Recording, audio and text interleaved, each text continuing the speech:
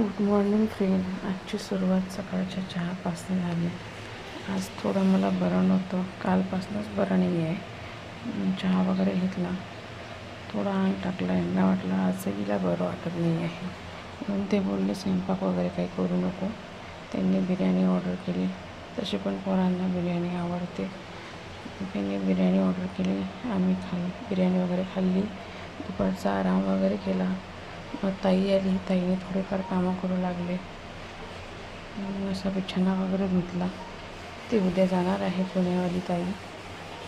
मग ती म्हणे बिछाना वगैरे धुवायचा असेल तर धुवून घे, मी मदत करते. आमच्या सकाळी काही नळ आले नव्हते म्हणून संध्याकाळी आले, तर आम्ही संध्याकाळीच कामं वगैरे करून घेतले. सर्व बिछाना वगैरे धुवून घेतला आणि असं बिछाना वगैरे धुतल्यानंतर मग आमचं थोडंफार असं चालू होतं मजा.